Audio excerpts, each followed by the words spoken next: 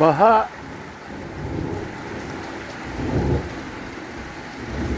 Kunting ulan yan. Baha na oh. Parang ilog na itong parking namin. Oh, regard sa si Papusigla. Ah, damay-damay na.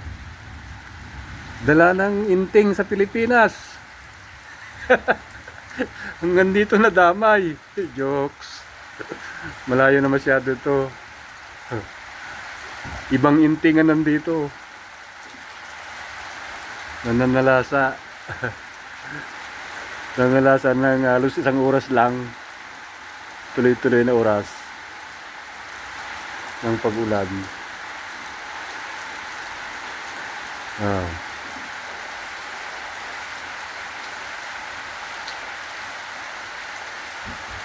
Yung mama doon, oh.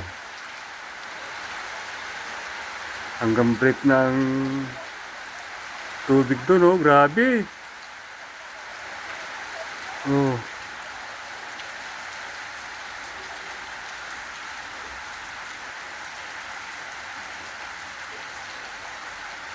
Kala ko sa Marikina lang ang binabasa. Nang baha. Dito. Grabe.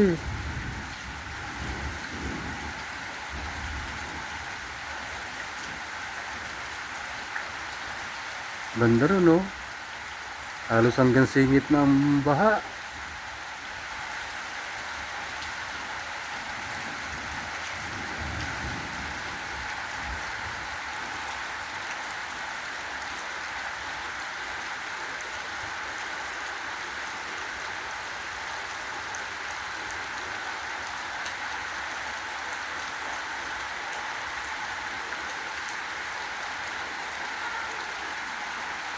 Kung may kaputi lang ako, lalabas ako eh. Huwag na. Ako magkasakit na matanda. Manahimik na lang tayo rito.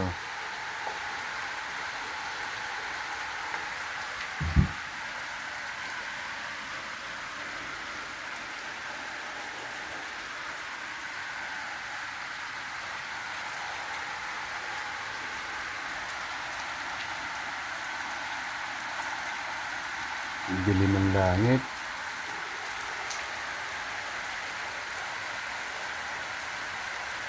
Madilim na kalangitan.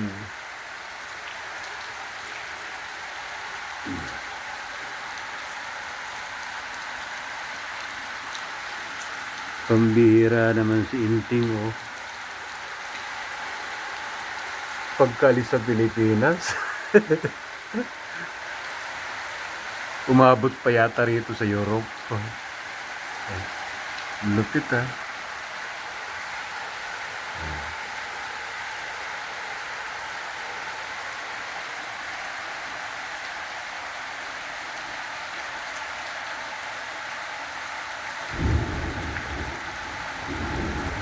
Lalakas ng kulog.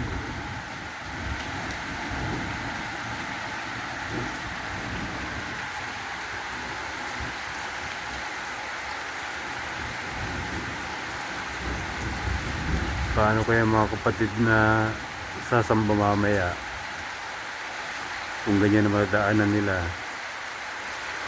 Doon lang ang kapilya, oh. Doon sa sulok ng building na yun. Paglabas mo dyan, meron diyang PD road. Sa kabila ng kakahuyan na ito, sa kabila ng dulong building na yun. Doon lang ang kapilya natin.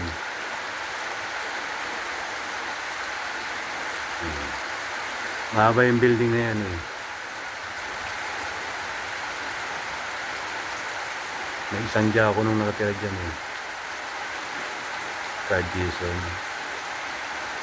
Tapos umiskwala dito naman sa building namin. Ito ang tirasa namin. Kaya pag sumasamba, sinushortcut ko na yung ilalim ng kahoyan na yan. Pero parking yan halos. Hanggang sa makarating ako doon sa dulo ng building na yun. Yun na mismong kapilya.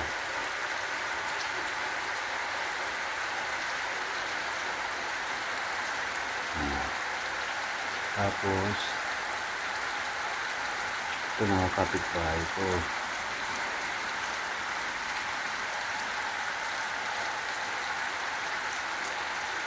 Kaya lang, napansin ko lang na malalim na pala ang baha dito sa ibaba namin.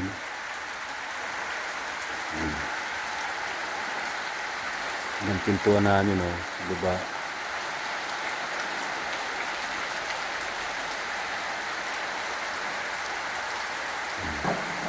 Huwag munang pakalawit ang cellphone, baka mahulog sa baha. Dito lang tayo sa tirasa. Diba?